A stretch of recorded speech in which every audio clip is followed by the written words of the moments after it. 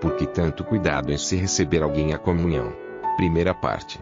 Livro de Atos capítulo 9. Comentário de Mário Persona. Eu gostaria de voltar só um pouquinho no nosso capítulo. Atos capítulo 9, o versículo 26. Tem um princípio importante aqui. Eu não sei se isso foi comentado numa outra reunião. E quando Saulo chegou a Jerusalém, procurava juntar seus discípulos, mas todos o temiam, não crendo que fosse discípulo. Então Barnabé, tomando-o consigo, o trouxe aos apóstolos e lhes contou como no caminho ele vira ao Senhor, e este lhe falara, e como em Damasco falara ousadamente no nome de Jesus. E andava com eles em Jerusalém, e entrando e saindo. Aqui existe um princípio muito importante, que é o da disciplina na igreja ou na assembleia, e principalmente no sentido do cuidado daqueles que são recebidos.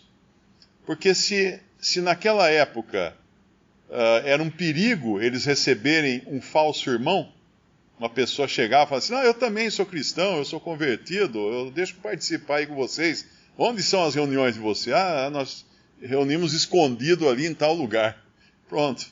Era como convidar um agente secreto nazista para uma reunião do pessoal da resistência na França na Segunda Guerra Mundial. Ele ia descobrir onde se reuniam, ele ia descobrir quem eram as pessoas e ia todo mundo preso. Esse era um tempo difícil aqui, porque eles estavam sofrendo perseguições. Então, de repente, aparece esse Saulo, que todos conheciam, mas como um judeu fariseu que prendia e mandava matar os cristãos. Como é que vai chegando assim?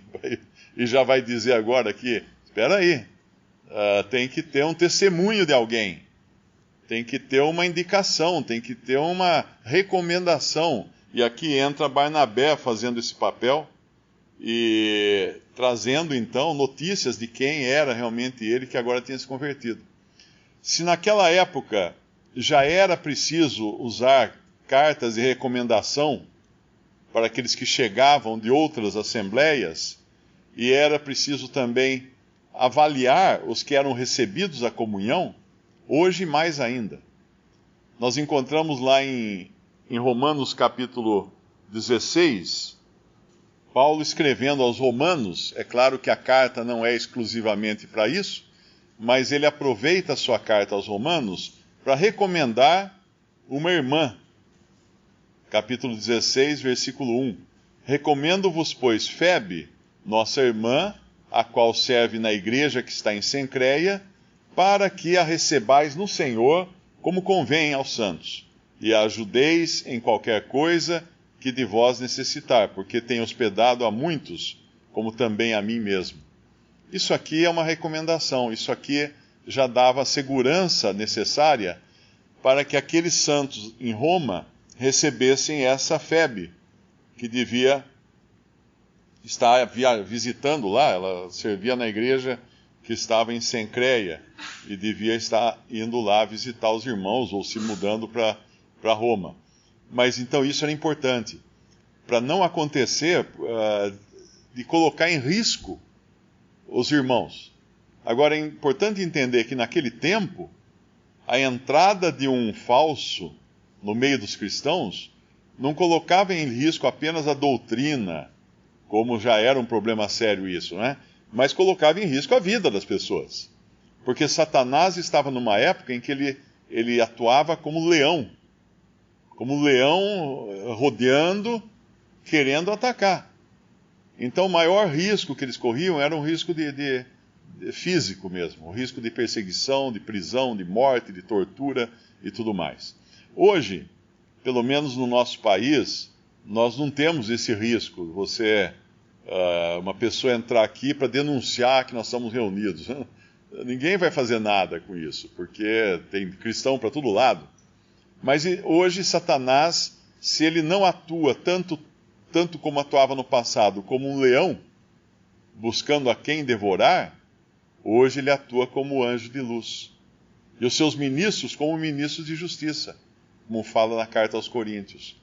Então, por isso, o cuidado hoje é maior no sentido da doutrina, no sentido das crenças da pessoa, no sentido da fidelidade da pessoa, da santidade do seu andar também, da santificação do seu andar, antes que possa ser admitido à comunhão dos santos. Porque a igreja, ela tem essa autoridade de ligar e desligar. Isso não significa ligar e desligar a salvação de ninguém, e nem de ligar e desligar uma pessoa ao corpo de Cristo. Não.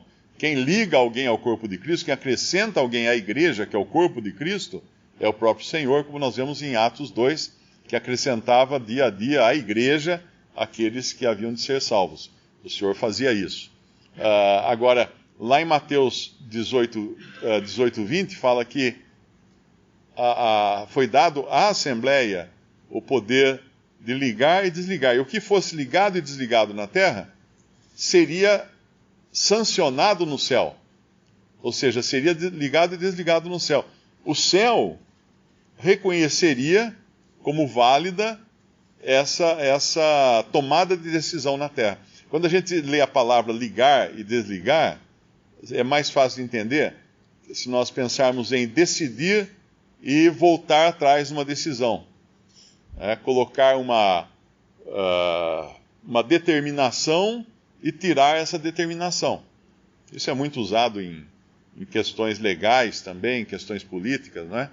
E isso a igreja tem, a Assembleia tem essa autoridade, uma autoridade delegada. Isso não significa que a Assembleia seja totalmente isenta de erros quando toma essas decisões, porque não existe isso. Não existe como no catolicismo, né, que diz que infalibilidade papal, essas coisas não existem. Todos nós somos falíveis, e a própria autoridade que o Senhor delegou à Assembleia, ela é autoridade, mas ela é falível. O guarda de trânsito, ele tem autoridade do governo do estado para me multar, mas ele pode me multar errado também, e eu tenho que acatar a multa, eu tenho que apelar para uma autoridade superior acima dele. Então a questão da autoridade não significa infalibilidade. Mas havia esse cuidado, e hoje é importante isso também, porque nós vivemos num mundo cristão que chega um espírita, ele fala assim, eu sou cristão, e vai dizer que não é. Ele é cristão, ele leu o Evangelho segundo o Espiritismo, o Evangelho de Allan Kardec segundo o Espiritismo, ele se denomina cristão, ele coloca nas suas obras de caridade, nos seus asilos, hospitais ou creches, versículos da Bíblia, nomes relacionados à Bíblia. É cristão. Um mormon que não crê na divindade de Cristo é cristão, no sentido de que ele usa a capa do cristianismo para se esconder debaixo dela, para parecer cristão. Testemunhos de Jeová são cristãos, usam a Bíblia, usam o nome de Cristo, mas não creem na divindade de Cristo.